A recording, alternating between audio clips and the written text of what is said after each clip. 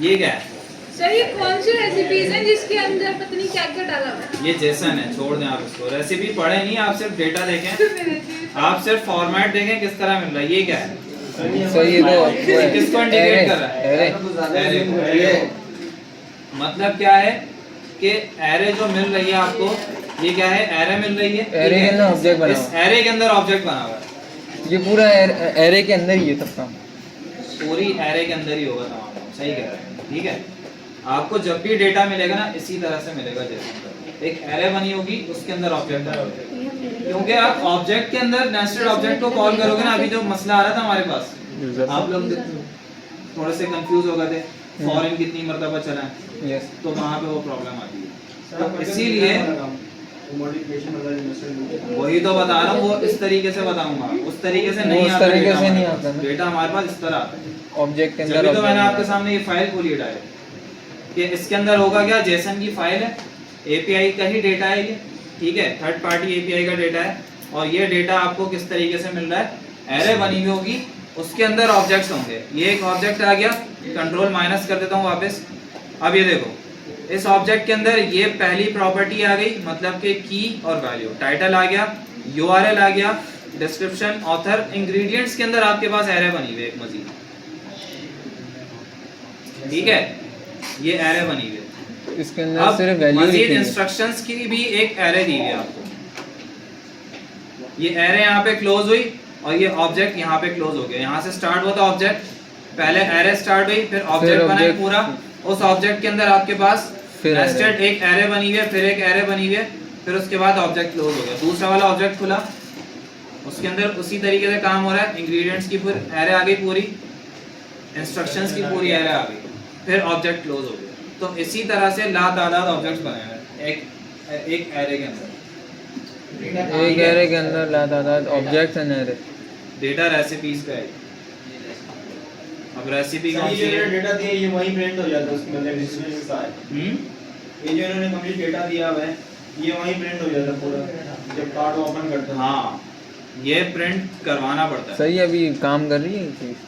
ये आएगा, data print हो जाएगा। डॉम के थ्रू ही होता है सर, ये डॉम के थ्रू ही होता है। डॉम के थ्रू कर लो आप, किसी भी, हाँ डॉम के थ्रू ही करवाते हैं। जावास्क्रिप्ट में तो डॉम ही यूज होता है, यस। ठीक है। तो अगर आपको इस डेटा को देखना है, अच्छा अभी ये डेटा बहुत सारा है, तो आपको मसला होगा इस डेटा को प्रिंट करवाने में, क्योंकि टाइम लेगा लोड होने में। तो थोड़ा सा डेटा उठा लेते हैं, एक काम करते हैं, एक ही ऑब्जेक्ट उठा लेते हैं। सर दो उठा ले, पता चल जाएगा। दो उठा लेते हैं आप, चलो आपकी मान लेते हैं। ये लो,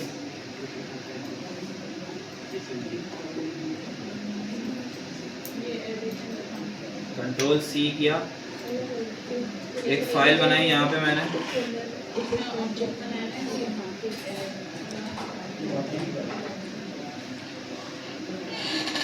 या इसका नाम कुछ और रख दें।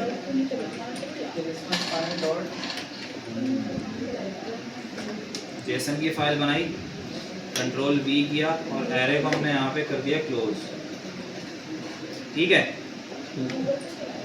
एक एरे आ गई, उसके अंदर ऑब्जेक्ट्स आ गए, ठीक है। अब क्या करना है हमें? एरे के अंदर से ऑब्जेक्ट को प्रिंट करना है। तो वो किस तरह होगा? एरे के अंदर। अच्छा, मसला एक आएगा यहाँ पे, एक मसला आएगा। जेसन की फाइल को जब मैं गेट करूंगा ना, तो उसके लिए मुझे प्रॉमिस लगाना पड़ेगा। वो अभी पढ़ा है,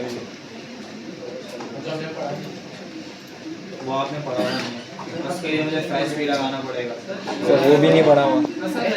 फैच जावास्क्रिप्ट की फाइल में सही है। यहाँ डाल दिया, ठीक है।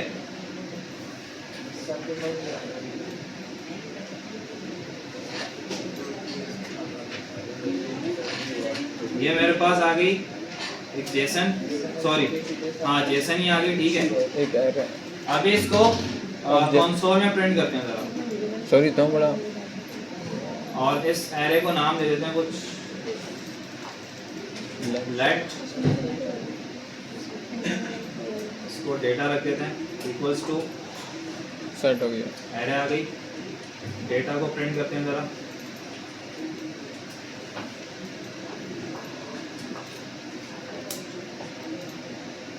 ये देखो एरे आ गई, 2 एरे। एरे के अंदर दो आपके पास मजीद इंडेक्स नंबर पे क्या मौजूद है, ऑब्जेक्ट्स मौजूद है। सही।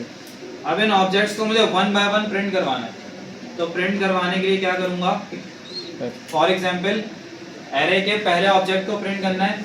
फर्स्ट ऑब्जेक्ट मेरे पास किस इंडेक्स नंबर पे रखा हुआ है, 0 पे। 0 पे। तो यहाँ से क्या करूंगा, स्क्वायर ब्रैकेट्स के अंदर 0 लिख देता हूँ, तो ये आ गया। ठीक है, ठीक। 1 लिखूंगा तो 1 वाला आ गया। इसके अंदर भी मजीद आपके पास एरे रखी है, ये जो मैंने आपको बताया था इंग्रेडिएंट्स की और किसकी, इंस्ट्रक्शंस की। इंस्ट्रक्शंस। अच्छा, अब इसके अंदर जो लूप चलता है ना एरे के अंदर, वो कौन सा लूप चलता है पता है किसी को? हाँ भाई, वाइल डू है नहीं एरे के फॉर लूप नहीं डुअल लूप नहीं हैं? फॉर आउट और बोल रहे सही पता है। दैट और जेसन डॉट पार्स, ये दो आपने मेथड्स को याद रखना है कि ये किस तरह यूज होते हैं। ये मेथड्स कहलाते हैं। ठीक है। अच्छा, प्री डिफाइंड फंक्शन हमेशा क्या उनको किस नाम से भी कॉल किया जाता है, मेथड्स के नाम से। अगर आप डॉट लगा के किसी फंक्शन को कॉल कर रहे हो, प्री डिफाइंड फंक्शन को, तो वो मेथड कहलाता है। फॉर ईच का भी इसके अंदर मेथड होता है, क्योंकि फॉर ईच भी डॉट लगा के कॉल किया जाता है। ठीक है, उसको हम लूप भी कहते हैं, क्योंकि वो बाकी जगहों पे लूप की तरह काम करता है। यहाँ भी लूप की तरह ही काम करता है, लेकिन बाकी लैंग्वेजेस में लूप ही होता है फॉर ईच का। ठीक है। अच्छा, अब जावास्क्रिप्ट का अगर हम इंट्रोडक्शन की बात करें तो जावास्क्रिप्ट में क्या होता है, जावास्क्रिप्ट के अंदर वो क्या होता है, वो आप सिंपल यहाँ पे मैं लिख देता हूँ,